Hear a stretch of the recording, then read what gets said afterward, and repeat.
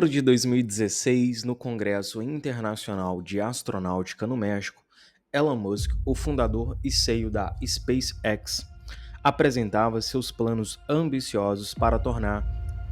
a espécie humana em uma espécie multiplanetária e com foco total na colonização de Marte. Esse era o começo de um gigantesco e ambicioso plano que tem um potencial de tornar a espécie humana numa espécie multiplanetária. E o resultado desse esforço todo é conhecido hoje como Starship, nome atribuído a todo o sistema de lançamento que engloba a nave principal do segundo estágio, que é chamada de Starship, e o veículo de lançamento, que é chamado de Super Heavy. Ambos os veículos são absurdamente enormes e pela primeira vez na história do mundo dos foguetes, uma nave era inteiramente construída desde o zero, com o objetivo e a capacidade de levar 100 ou mais pessoas para Marte. E pela primeira vez na história, além de um design único, tal nave não teria apenas dois, mas sim 4 superfícies de controle de voo, 2 no topo e as outras 2 na parte inferior, para um controle absurdamente preciso e nunca antes visto. Durante toda a fase de queda livre controlada através da atmosfera, que pode ser tanto da Terra quanto de Marte. A Starship foi colocada pela primeira vez no topo do primeiro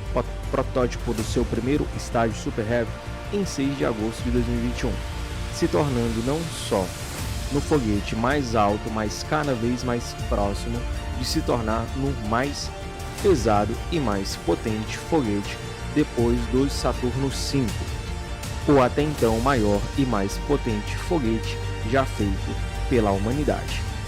Mas a Starship conta com uma única e revolucionária, para algumas pessoas até mesmo assustadora, manobra de pouso, que é feita na sua maior parte com a nave caindo controladamente de barriga. E para piorar, a nova histórica passou orientação vertical a escasso 500 metros perto do chão. Mas para entender o porquê da SpaceX ter escolhido esse revolucionário e insano procedimento de pouso, ao invés de optar por criar o mesmo tipo de pouso que é feito pelo Falcon 9, e que já foi e continua sendo exaustivamente comprovado quanto à sua confiabilidade, temos de entender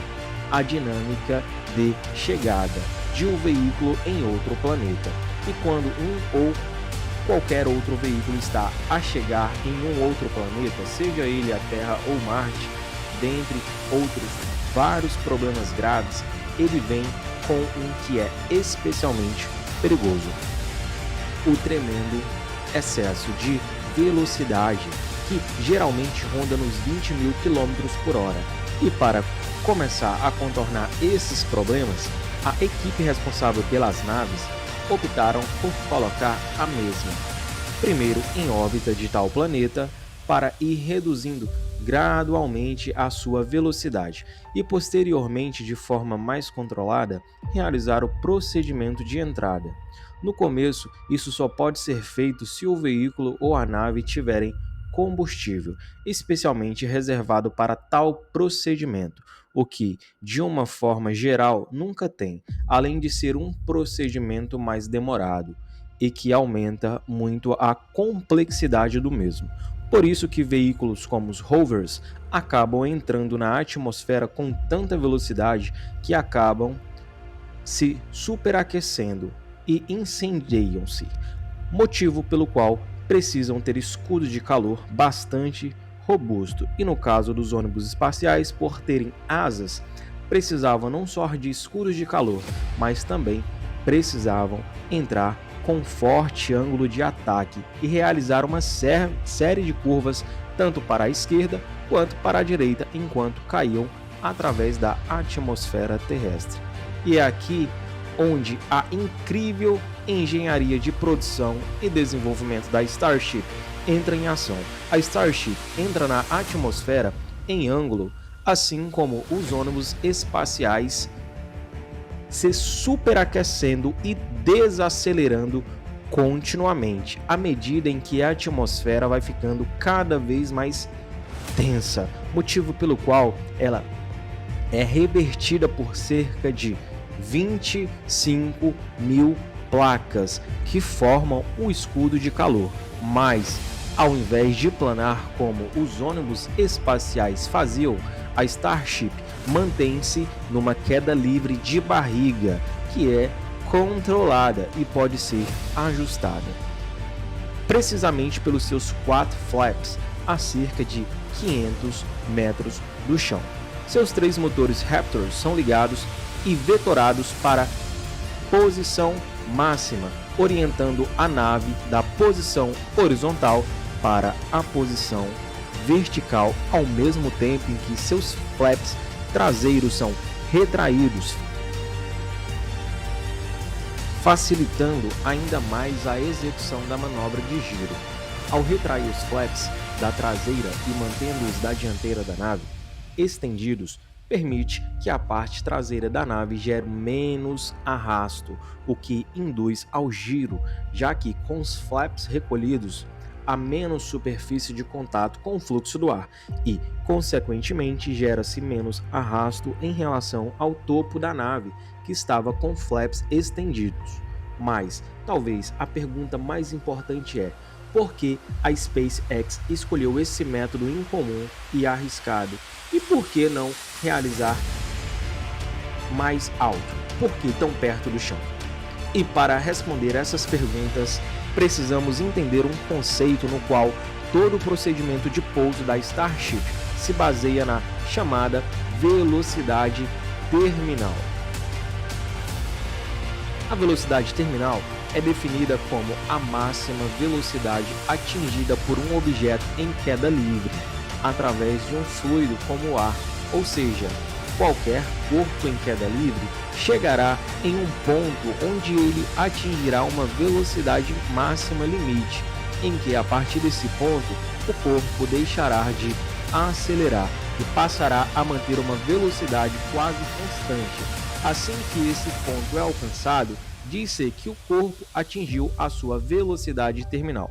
Uma pessoa, por exemplo, tem uma velocidade terminal de cerca de 200 km por hora, enquanto que uma gota de chuva tem uma velocidade terminal de cerca de 20 km por hora. E a ideia é manter a Starship com a menor velocidade terminal possível durante toda a queda, para que, dessa forma, a velocidade de determinada nave seja tão baixa que seja necessário gastar menos combustível para pousar em segurança.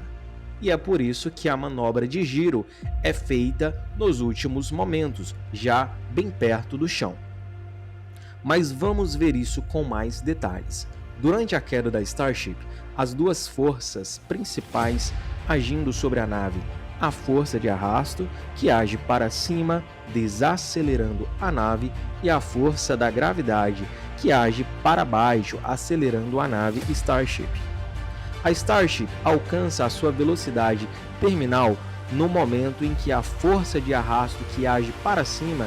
fica igual à força da gravidade, que age para baixo, ou seja, ambas acabam por se anular e a Starship passa a desacelerar e passa a manter uma velocidade quase constante. À medida em que a nave continua caindo, a sua velocidade terminal não aumenta, mas sim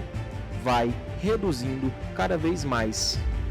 e mais, já que a atmosfera vai ficando cada vez mais densa quanto mais próxima do chão. Mas ainda assim, por que cair de barriga e não na vertical? Se olharmos para a área da barriga da Starship versus a área da parte de baixo da Starship, é evidente que a barriga em uma maior área transversal e gerando muito mais arrasto do que a área da seção transversal da parte de baixo da nave. São aproximadamente 545 metros quadrados de área contra aproximadamente 70 metros quadrados da área da parte de baixo. ou seja, são 7,8 vezes mais áreas de superfície se chocando com o ar e gerando muito mais arrasto, o que consequentemente contribui para uma velocidade terminal muito menor durante toda a queda. E é esse o segundo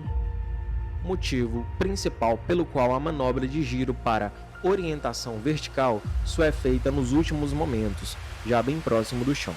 Mas, como a Starship tem flaps na traseira e na dianteira, a coisa fica muito mais interessante. Ajustando os flaps, a Starship pode manobrar como nenhuma outra nave consegue. Retraindo ambos os flaps para a direita, a nave consegue fazer um leve movimento de rolagem para a direita, ou seja, uma curva para a direita. Igualmente, se retrair ambos os flaps do lado esquerdo, a nave consegue fazer uma curva para a esquerda, basicamente, e se assemelhando como os aviões curvam, mas sem dobrar a asa e com a razão de curva muito menor, ilimitado.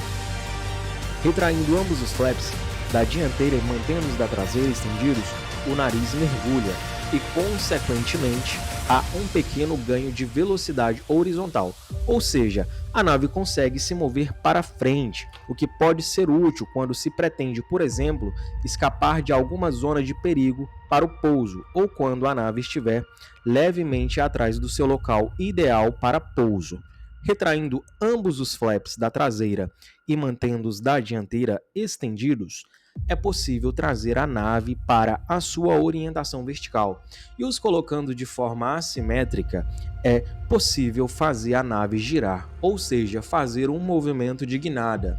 Ou seja, ajustando os flaps, a Starship pode manobrar como nunca antes visto e como nenhuma outra nave enquanto cai controladamente para o local de pouso. E como a Starship cai na horizontal e liga seus motores ainda estando na horizontal, algumas modificações tiveram de ser feitas para permitir que os motores funcionem em ambas as posições.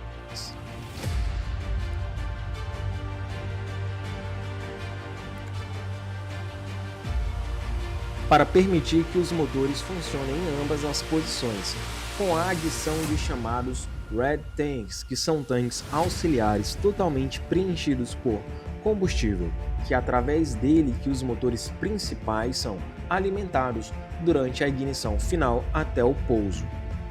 A Starship gasta basicamente todo o combustível durante a subida, e o pouco combustível que resta fica na parte mais baixa dos tanques, que além de não estar situado no local ideal, está em baixas concentrações, o que poderá fazer com que os motores falhassem ou não funcionassem corretamente, e a ignição dos motores precisa ser feita no momento exato. O procedimento é popularmente conhecido como Suicide Burn, que é definido como o momento de pousar um foguete de forma suave com o tempo bem calculado e com a ignição dos motores em alta potência, iniciada no último segundo possível, de maneira que ele atingiu uma velocidade vertical a zero, precisamente no exato momento em que ele toca a superfície do chão, e os seus motores são imediatamente desligados. E levando em consideração o Falcon 9 como exemplo, que com certeza é o foguete que mais Suicide Burn fez em toda a história, seus motores ligaram cedo demais, o foguete corre o risco de ficar sem combustível e acabar por cair, danificando os motores e as pernas do pouso, mas também corre o risco de atingir uma velocidade a 0 km por hora enquanto ainda está no ar, o que é um perigo, o que poderá fazê-lo voltar ao subir, o que será um grande problema se os motores foram ligados tarde demais, ou o foguete corre o risco de não conseguir desacelerar a tempo e acabar por atingir o chão em alta velocidade, destruindo e provavelmente o pé de pouso que é usado no procedimento de Suicide Burn, em que os computadores do Falcon 9 calculam todo o tempo, o momento exato para ligar os motores, para que ele chegue a uma altitude zero velocidade, quase que ao mesmo tempo em que ele atinge uma velocidade de zero. E a Starship segue o mesmo padrão de Suicide Bird.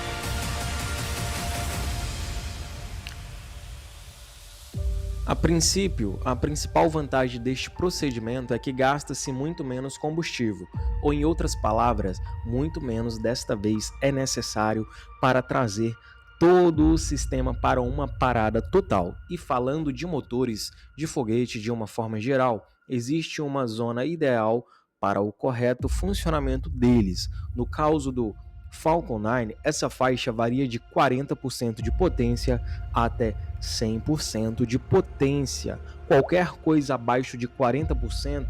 o motor corre um sério risco de freeze-out ou simplesmente se apagar. Então, a configuração ideal fica em torno de 70% de potência. Isso permite que os computadores aumentem a potência caso a ignição